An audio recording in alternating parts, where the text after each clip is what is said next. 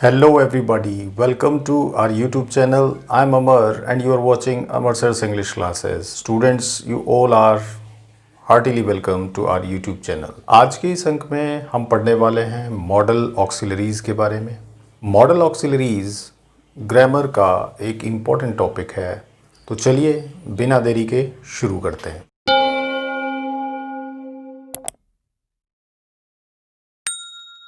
देखिए models generally क्या होते हैं। मॉडल्स एक्सप्रेस द मोड और manner of the action denoted by the main verb, यानी किसी भी वाक्य में जो भी मुख्य क्रिया है उसके द्वारा प्रदर्शित जो भी बात है उसको एक मीनिंग प्रदान करता है। जैसे आई कैन प्ले चेस। यहाँ पर देखिए इस वाक्य में आप देख पा रहे हैं कि जो सब्जेक्ट है उसके द्वारा एक एबिलिटी को प्रदर्शित किया जा रहा है, यानी कैन क्या है, यहाँ पर एक मॉडल वर्ब है और ये मॉडल वर्ब हमें क्या बता रहा है, एक एबिलिटी को बता रहा है, एक क्षमता को बता रहा है कि क्या कर सकते हैं हम चेस खेल सकते हैं, यानी मैं चेस खेल सकता हूँ। तो इस सेंटेंस में इस मेन वर्ब को जनरली यहाँ पर एक मीनिंग प्रदान कर रहा है कौन, मॉडल वर्ब, कि यह चेस का जो खेल है यह मेरे द्वारा क्या किया जा सकता है, खेला जा सकता है। तो मैं इस खेल को खेलने में क्या हूँ, सक्षम हूँ, एबिलिटी है मेरी। तो ये जो बात है यही मॉडल वर्ब के द्वारा कार्य किया जाता है। अब आगे देखें तो मॉडल्स होते क्या क्या हैं।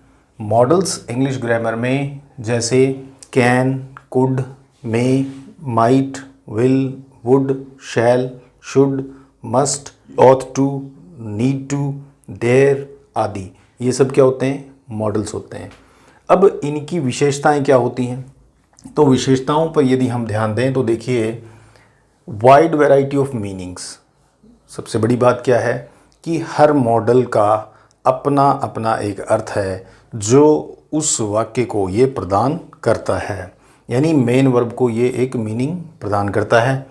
और इसमें कई मीनिंग हो सकते हैं, जैसे इसमें किसी प्रकार की एबिलिटी प्रदर्शित की जा सकती है, किसी प्रकार की कोई परमिशन वाली बात हो सकती है, परमिशन लेने या देने के लिए, या किसी प्रकार का निवेदन करना हो तो उसके लिए हम इसे यूज़ कर सकते हैं। फिर किसी प्रकार की पॉसिबिलिटी हो, या बहुत सी ऐसी बातें हैं जो इन मॉडल वर्ब्स के द्वारा प्रदर्शित की जाती है। तो आज के इस अंक में हम पढ़ने वाले हैं उन सभी मॉडल्स को और उनके सभी के मीनिंग्स को। और उससे पहले हम कुछ और बातें इसके बारे में जान लें कि देखिए जनरल इंग्लिश के सेंटेंस जो होते हैं, जो हम टेंस में हमने सीखे थे, उन सभी में सब्जेक्ट का और वर्ब का एक एग्रीमेंट होता है। मीन कि वहाँ जो सब्जेक्ट है अगर वो सिंगुलर है तो वर्ब भी सिंगुलर आती है। अगर सब्जेक्ट किसी लिहाज से किसी पर्सन से रिलेवेंट रखता है तो उसके अनुसार हम वर्ब फॉर्म्स को यूज़ करते हैं। जैसे हमने प्रेजेंट सिंपल केस पढ़ा था, तो प्रेजेंट सिंपल में हमने क्या पढ़ा था कि अगर सब्जेक्ट जो है हमारा वो यदि फर्स्ट पर्सन का है, मान लीजिए फर्स्ट पर्सन का सब्जेक्ट है। अब फर्स्ट पर्सन में क्या होते हैं, आई और वी, और आई और वी में प्रेजेंट सिंपल में हमने क्या पढ़ा था कि आइदर आप आई को यूज़ करें या वी को यूज़ करें, आपको V1 प्लस एस या ES का प्रयोग नहीं करना है। यानी कि आई सिंगुलर है लेकिन उसके बावजूद भी हमें क्या करना है, V1 प्लस SES का प्रयोग ना करके हमें क्या यूज़ करना है, हमें यूज़ करना होता है V1। तो ये एक बाध्यता है, एक रूल है जिसको हमें फॉलो करना है। लेकिन यहाँ मॉडल वर्ब्स में ये सब नियम लागू नहीं होते हैं। तो देखिए लिखा है do not change, mean modal verb do not get change with the number और पर्सन। नंबर सिंगुलर प्लूरल का कोई प्रभाव नहीं पड़ता है मॉडल वर्ब पे, और न ही पर्सन का कोई प्रभाव पड़ता है। आगे देखिए always used with main verbs and before it, मतलब कि मॉडल वर्ब हमेशा मुख्य क्रिया से पहले आता है। जैसे यहाँ पर आप देख रहे हैं ये क्या है, मेन वर्ब है। प्ले जो है वो मेन वर्ब है और उससे पहले क्या आ रहा है, मॉडल वर्ब आ रहा है। तो मॉडल वर्ब का स्थान मुख्य क्रिया से पहले होता है। ठीक है, अब हम जानते हैं इन मॉडल वर्ब को one by one. So let's see the examples of modal verb can. तो मॉडल वर्ब कैन जो है वो क्या प्रदर्शित कर सकता है, क्या मीनिंग देता है। देखिए मॉडल वर्ब कैन जो है वो मीनिंग देता है एबिलिटी का, यानी कैन का अर्थ होता है सकना और एबिलिटी का अर्थ होता है क्षमता, पावर होती है ताकत, पॉसिबिलिटी होती है संभावना और परमिशन यानी इजाज़त लेना या देना। तो इन सभी चीज़ों के लिए मॉडल वर्ब कैन यूज़ होता है। एग्जाम्पल के लिए देखें, राम कैन स्पीक इंग्लिश। अब राम क्या कर सकता है, राम अंग्रेज़ी बोल सकता है। तो ये सब क्या है, राम की एबिलिटी है। तो यहाँ पर हम इसको मानेंगे कि ये क्या प्रदर्शित कर रहा है, एबिलिटी प्रदर्शित कर रहा है। उसके बाद दूसरा देखें, it's motor can run at high speed, यानी कि जो भी गैजेट है उसमें लगी मोटर जो है वो क्या कर सकती है, वो हाई स्पीड पर चल सकती है। तो ये उस मोटर की क्या है, पावर है। और यहाँ पर हम इसको समझेंगे कि ये जो कैन है ये क्या प्रदर्शित कर रहा है, ये पावर को शो कर रहा है, यानी कि उस मोटर के की जो स्पीड है उसको ये प्रदर्शित कर रहा है। एनीवन कैन सॉल्व दिस सम, यानी कि इस प्रॉब्लम को, anyone can solve this problem, इस समस्या को कोई भी सॉल्व कर सकता है, कोई भी सॉल्व कर सकता है। तो यहाँ पर मॉडल वर्ब कैन जो है वो किस चीज़ को शो कर रहा है, एक पॉसिबिलिटी को शो कर रहा है, पॉसिबिलिटी। उसके बाद देखें, can you give me 50 rupees, क्या तुम मुझे 50 रुपये दे सकते हो। तो ये सब क्या है, ये क्या हुई, ये एक परमिशन हुई। अब देखिए स्टूडेंट, परमिशन के लिए जनरली कैन का प्रयोग जो है वो इनफॉर्मल परमिशन के लिए आता है। जनरली ये जो परमिशन ली गई है ये क्या, कौन सी परमिशन है, ये इनफॉर्मल है। इनफॉर्मल क्यों, क्योंकि कैन का प्रयोग दो दोस्तों के बीच हो सकता है, जहां आप अपने मित्र से कह सकते हो क्या तुम मुझे 50 रुपये दे सकते हो। बाकी फॉर्मल वे में अगर हम बात करें तो फॉर्मल परमिशन के लिए कैन काम में नहीं लिया जाता। उसके बाद देखें, कैन का पास्ट फॉर्म होता है कुड। तो सबसे बड़ा यूज़ इसका जो है वो देखिए, आप जब पैसिव वॉइस इनडायरेक्ट स्पीच पढ़ेंगे, जब हम इनडायरेक्ट स्पीच पढ़ेंगे तो इनडायरेक्ट स्पीच के अंदर में हमें मॉडल वर्ब्स का पास्ट फॉर्म लेना होता है। तो कैन का पास्ट फॉर्म क्या हो जाएगा, कुड। तो एक तो वो नरेशंस में जो भी वाक्य हम बनाते हैं जहाँ पर भी हमें डायरेक्ट स्पीच में कैन मिल रहा है, रिपोर्टेड स्पीच के अंदर, वहाँ पे हम उसको कुड में बदल देंगे, कैन को कुड में बदल देते हैं। और उसके साथ साथ इसमें जो एबिलिटी, पावर या कैपेसिटी होती है उसको हम यहाँ पर पास्ट एबिलिटी, पावर, कैपेसिटी में बदल देंगे। यानी कि एग्जाम्पल से समझिए, ही कुड रन, यानी वह 5 किलोमीटर दौड़ता था जब वह युवा था, यानी कि अब नहीं दौड़ सकता, पहले दौड़ता था। तो दौड़ सकता था इतना, तो अब ये क्या हो गई, उसकी पास्ट एबिलिटी हो गई। यानी यहाँ पे कुड जो है वो किसके लिए काम में आया है, पास्ट एबिलिटी के लिए। उसके बाद देखें, this fan could run fast when I bought it, यह पंखा जो है जब मैंने ख़रीदा था तब बहुत तेज़ चलता था, या अब नहीं चलता, पहले जब ख़रीदा था तब चलता था। तो यहाँ पर कुड जो है ये क्या बता रहा है, इसकी पास्ट पावर को शो कर रहा है, यानी कि जब इसे ख़रीदा गया था तब में और आज में इसमें इतना फ़र्क हुआ है। Next, he could eat 5 chapatis when he was in class 10th, कि जब वह कक्षा 10वीं में था तो उस समय में वह 5 रोटियां खा सकता था। तो यह उसकी पास्ट कैपेसिटी थी। तो यहाँ पर हम इसको क्या ले लेंगे, past capacity. Next, could you tell me the time please. अब देखिए यहाँ पर भी परमिशन वाली बात है, रिक्वेस्ट वाली बात है। ये जो रिक्वेस्ट हुई कुड से जो बन रही है स्टूडेंट, ये क्या हुई, ये पोलाइट रिक्वेस्ट हुई।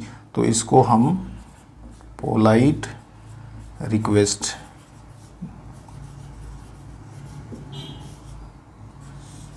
तो यहाँ पर कुड का प्रयोग जो है कैन की अपेक्षा ज़्यादा पोलाइट है, और ये एक पोलाइट रिक्वेस्ट के भी काम में कुड का प्रयोग लिया जाता है। चलिए आगे देखते हैं अपन नेक्स्ट मॉडल वर्ब्स को। मॉडल वर्ब मे और माइट। तो देखिए मे जो होता है वह किसके लिए काम में आता है? परमिशन के लिए, किसी प्रकार से इजाज़त हमको लेनी है। और मे जो है सबसे उपयुक्त मॉडल वर्ब है परमिशन के लिए, और it's a formal one, formal permission के लिए काम में आता है। किसी प्रकार की संभावना व्यक्त करने के लिए में यूज़ में लिया जाता है, या फिर ब्लेसिंग्स या विशेज़ के लिए काम में लेते हैं। तो देखते हैं उदाहरण, मे आई कम इन। जनरली ये सेंटेंस प्रेडिक्ट कर रहा है क्या कि आपको इजाज़त चाहिए क्लास में प्रवेश करने की। तो मे जो है वो क्या प्रेडिक्ट कर रहा है? परमिशन। तो परमिशन लेने और देने के लिए काम में लिया जाता है। उसके बाद संभावना, इट मे रेन टुडे, आज बारिश होगी, ऐसी एक संभावना है। तो ये भी एक क्या बता रहा है? पॉसिबिलिटी को बता रहा है। उसके बाद देखें मे गॉड ब्लेस यू। तो ये क्या है? एक ब्लेसिंग्स है। तो ब्लेसिंग के लिए भी हम मे का प्रयोग करते हैं। तो मे जो है वो ब्लेसिंग्स के लिए लिया जाता है काम में। तो जनरली ये इस मे का मॉडल वर्ब मे का यूज़ होता है। उसके बाद देखें माइट। तो मे का पास्ट फॉर्म क्या हुआ? माइट। तो एक बात जो मैंने आपको पिछली बार बताई कि जहाँ भी मॉडल वर्ब में, मतलब जहाँ भी इनडायरेक्ट स्पीच में हम काम करेंगे उसमें हमें मे का पास्ट फॉर्म माइट यूज़ करना होता है। तो एक यूज़ तो वो हो गया माइट का। Next, it is the past form of May. तो इसमें क्या चीज़ आती है? रिमोट पॉसिबिलिटी या परमिशन। रिमोट यानी काफ़ी कम पॉसिबिलिटी और काफ़ी कम संभावना इजाज़त की होती है। और पर्पस इन पास्ट यानी कि बीते कल में किसी प्रकार से कोई उद्देश्य था आपका।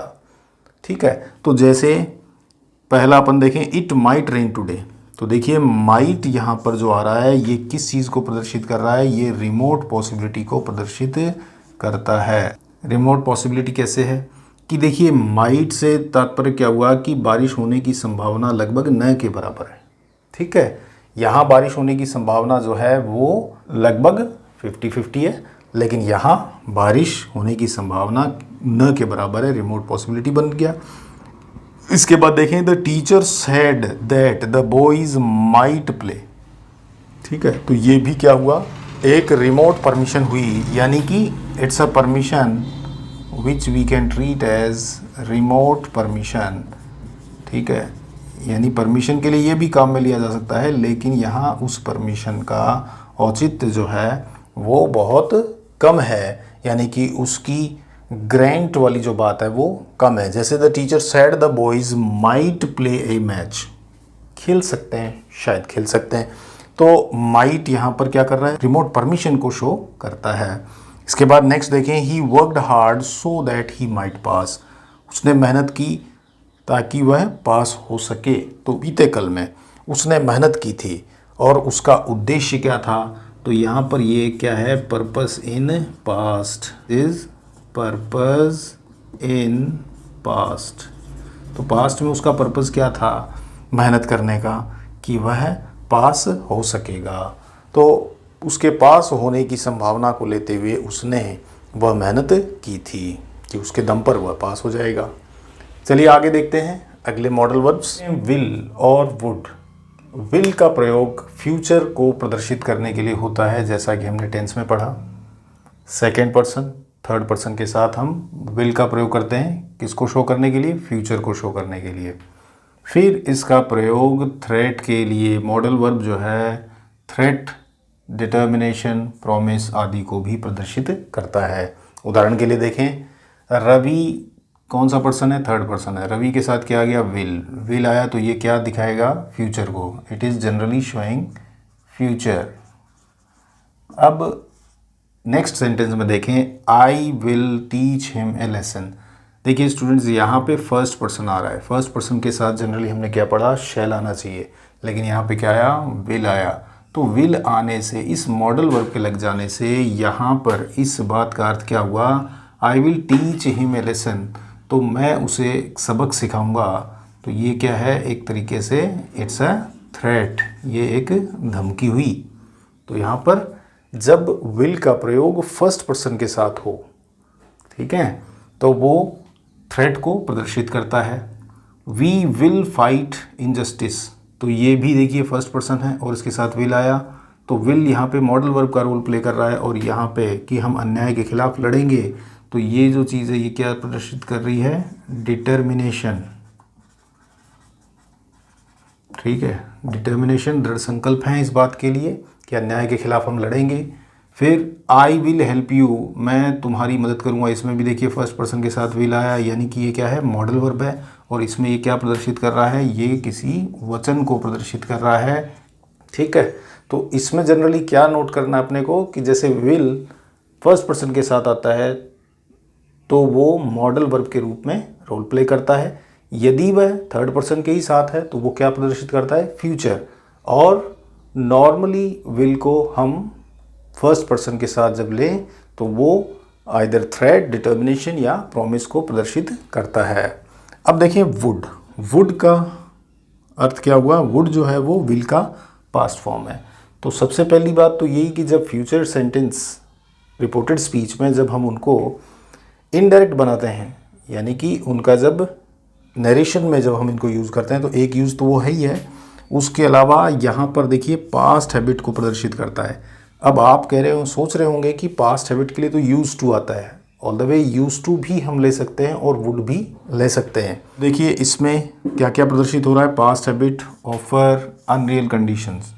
ठीक है, यानी कि जो कंडीशन अवास्तविक हो, जैसे ही वुड, पहला he would sit and talk all day, तो ये क्या हुई, ये उसकी पुरानी आदत हुई कि वह बैठ जाता था और सारे दिन भर बात करता था। तो ये क्या हुई, उसकी पास्ट हैबिट हुई। Would you like to have coffee, तो ये क्या दिया जा रहा है, ऑफ़र दिया जा रहा है कि क्या आप कॉफ़ी पीना पसंद करेंगे। Last one, had you worked hard, had you, काश तुमने मेहनत की होती, हैड यू वर्कड हार्ड, मेहनत की होती तो पास हो गए होते। मतलब ये क्या ही, ये क्या है, अनरियल कंडीशन है, अनरियल कंडीशन, यानी कि वास्तविकता में ऐसा नहीं हुआ। अगर होता तो मे भी पास हो गए होते। तो ये वुड का प्रयोग हुआ। तो विल और वुड भी हम कर चुके हैं। नेक्स्ट अपन देखते हैं अगले मॉडल वर्ब को। So let's see shall and should. तो देखिए शैल जो मॉडल वर्ब है वो भी फ्यूचर को ही प्रदर्शित करता है। कब, जब वह फर्स्ट पर्सन के साथ यूज होता है। ठीक है, लेकिन जब ये सेकंड और थर्ड पर्सन के साथ आ जाए तब ये थ्रेट, डिटर्मिनेशन, प्रॉमिस इत्यादि को प्रदर्शित करता है। जैसे पहला वाक्य देखें, फर्स्ट पर्सन है, शैल आ रहा है, तो ये एक जनरल फ्यूचर को शो कर रहा है। It is showing future, mean I shell study this book, मैं इस किताब को पढ़ूंगा। तो ये फ्यूचर को शो कर रहा है। लेकिन ये देखिए थर्ड पर्सन है और उसके साथ शैल आ रहा है, तो ये क्या चीज़ प्रदर्शित कर रहा है। इस वाक्य को पढ़ने अनुसार हमें समझ में आ रहा है कि यहाँ पर क्या है कि वह उसे सबक सिखाएगा। तो ये क्या हुई, एक तरीके से ये एक थ्रेट हो गई, ये एक धमकी हो गई। नेक्स्ट देखें, थर्ड पर्सन है, शैल आ रहा है, दे शैल फाइट इनजस्टिस, तो वो अन्याय के खिलाफ लड़ेंगे, वे लोग अन्याय के खिलाफ लड़ेंगे। तो ये क्या हो गई, ये डिटर्मिनेशन हो गई, यानी एक दृढ़ संकल्प हो गया उनका कि वो, उन्होंने निश्चित किया है कि वो अन्याय के खिलाफ लड़ेंगे ही। इसी प्रकार लास्ट में देखिए थर्ड पर्सन के साथ शैल आ गया, शी शैल हेल्प यू, वह तुम्हारी मदद करेगी ही। तो ये क्या हो गई, ये वचनबद्धता हो गई, ये हो गया प्रॉमिस। तो मॉडल वर्ब शैल का प्रयोग हमने यहाँ जाना। आगे देखते हैं शुड। शुड जो है वो पास्ट फॉर्म होता है शैल का। तो एक तो इनडायरेक्ट में जो मैं बात आपको बारंबार कह रहा हूँ, एक तो इनडायरेक्ट में जिस प्रकार से शैल का शुड होता है वो चीज़ तो हमें ध्यान रखनी है। उसके साथ साथ इसका जो मेजर यूज़ है वो किस चीज़ के लिए होता है, एडवाइस के लिए, सजेशन के लिए या ऑब्लिगेशंस के लिए। ऑब्लिगेशंस मीन्स ड्यूटीज़ के लिए। जैसे you should go out for a walk, तुम्हें बाहर सैर के लिए जाना चाहिए। तो ये एक तरीके से क्या हो गया, एक एडवाइस हो गई। ठीक है, दूसरा देखें, शी शुड, तो देखिए she should do her work neatly, उसे अपना कार्य चाहिए साफ स्वच्छ करना चाहिए। तो ये क्या हो गया, एक सजेशन हो गया। Next one, we should respect our parents, हमें अपने माता पिता का आदर करना चाहिए। आदर करना चाहिए तो ये क्या है, एक ऑब्लिगेशन है, और ये आ गया हमारे ड्यूटीज़ में ये चीज़ होनी चाहिए। और this, so with this we have completed shall and should. So let's see next modal verbs. Must, need. देखिए मस्ट जो होता है वो अनिवार्यता, कंपल्शन के लिए जनरली प्रयोग में लिया जाता है। देखिए स्ट्रॉन्ग पॉसिबिलिटी जहाँ पर हमको देनी हो, जैसे इट मस्ट रेन टुडे, आज बारिश होगी ही, तो यहाँ पर मस्ट जो है वो क्या प्रदर्शित कर रहा है, एक स्ट्रॉन्ग पॉसिबिलिटी है कि बारिश होनी ही है। यानी आसमान में बादल हैं और बिजली कड़क रही है, और ऐसी स्थिति में मस्ट का प्रयोग इस बात को प्रदर्शित करता है, दिस इज स्ट्रॉन्ग पॉसिबिलिटी। तो ये क्या हो गई, स्ट्रॉन्ग पॉसिबिलिटी।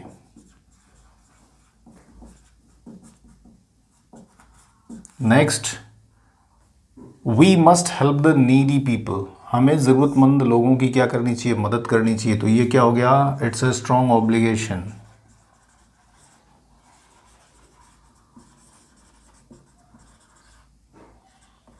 ठीक है।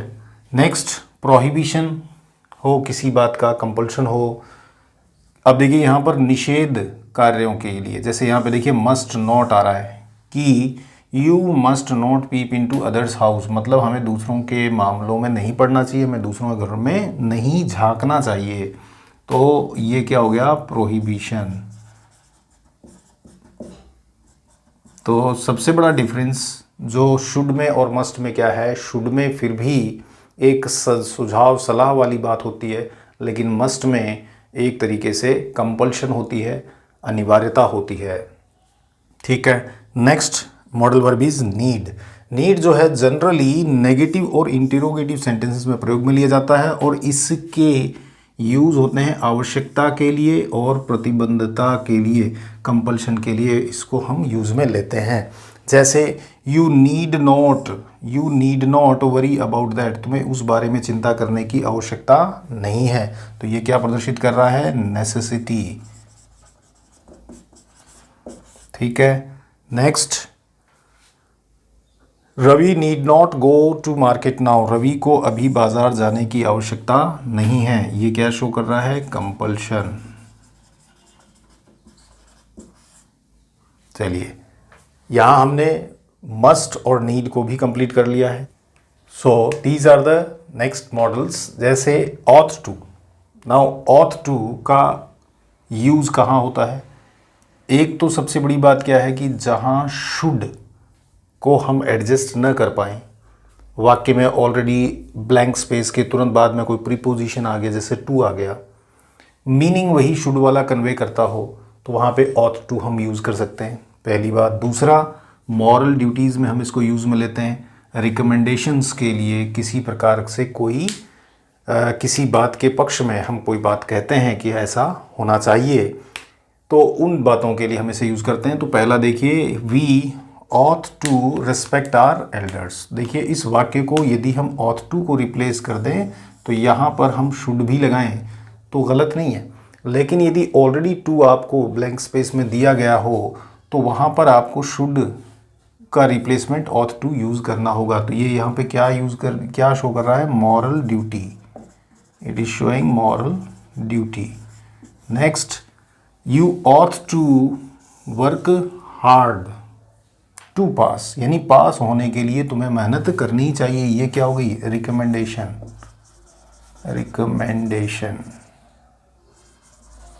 नेक्स्ट मॉडल वर्ब होता है यूज्ड टू। तो यूज्ड टू जनरली इसका यूज़ होता है पास्ट हैबिट के लिए, जैसा कि हमने वुड में भी पढ़ा था। अब देखिए स्टूडेंट, वुड में और यूज्ड टू में क्या फ़र्क हुआ फिर जब दोनों ही पास्ट हैबिट के लिए आते हैं। तो देखिए यूज्ड टू जहाँ पर यूज़ में लिया जा रहा है वहाँ पर वुड नहीं लगेगा, ये चीज़ आप ध्यान रखें। जैसे इस वाले वाक्य में भी पास्ट हैबिट को ही प्रदर्शित किया जाता है, तो ये उस समय की पास्ट हैबिट थी कि वह इंजीनियर होता था यानी कि बीते कल में वो क्या था, एक इंजीनियर था। तो ये एक ऐसी स्टेट है कि इसको आप वुड से चेंज नहीं कर सकते। तो यही दोनों में डिफरेंस है। बाकी हम वुड के रिप्लेसमेंट में यूज टू ले सकते हैं, लेकिन यूज टू के रिप्लेसमेंट में वुड नहीं आता। Next, a big school use to stand here but now it has been pulled down, कि एक बड़ा सा स्कूल हुआ करता था, ठीक है, लेकिन अब वह गिरा दिया गया है। तो ये क्या है, बीते कल में ऐसी चीज़ हुआ करती थी जो वर्तमान में नहीं है। तो ये यहाँ पर क्या प्रदर्शित कर रहा है, पास्ट एग्जिस्टेंस, ठीक है, पास्ट एग्जिस्टेंस शो कर रहा है। Next one, last one, this one is the dare. तो डेयर जो है मॉडल वर्ब, ये जनरली यूज कहाँ होता है, नेगेटिव इंटेरोगेटिव सेंटेंसेस में यूज होता है, और ये वेंचर्स के लिए यूज में लिया जाता है। जैसे कि जहाँ हिम्मत दिखाने वाली कोई बात हो, या हम साहस की कहीं बात कर रहे हों, जैसे ही dare not speak against me, यानी कि वह मेरे खिलाफ बोलने की हिम्मत नहीं करेगा। तो यहाँ पर क्या आ रहा है, यहाँ पर एक तरीके से नेगेटिव सेंटेंस हुआ, और यहाँ पर एक वेंचर वाली बात आ रही है कि यहाँ सामने वाला व्यक्ति जो है वो मेरे खिलाफ बोलने की हिम्मत नहीं करेगा। तो इन दोनों ही केसेस में वेंचर्स वाली जो बात है वो सामने आ रही है। यहाँ पे तुम्हारी हिम्मत कैसी हुई मुझे चैलेंज करने की, तो यहाँ पर देखिए डेयर का यूज़ हुआ है, और ये भी क्या प्रदर्शित कर रहा है, वेंचर्स को, यानी कि साहस को, हिम्मत को प्रदर्शित करने के लिए हम डेयर का प्रयोग करते हैं। और ये ध्यान में रखना है कि ये नेगेटिव और इंट्रोगेटिव सेंटेंसेस में ही आता है। और यहाँ पर हमने सभी मॉडल वर्ब्स को कंप्लीट कर लिया है। आई होप स्टूडेंट्स कि आपको ये समझ में आया होगा, और यदि किसी प्रकार से आपको कोई प्रॉब्लम है मॉडल वर्ब्स में, तो प्लीज़ आप कमेंट सेक्शन में कमेंट करके भी अपने डाउट्स शेयर कर सकते हैं। और नेक्स्ट अंक में हम मॉडल वर्ब्स पे कुछ एक्सरसाइजेस करेंगे। With that we have come to an end. Will meet in our next episode. Till then, goodbye.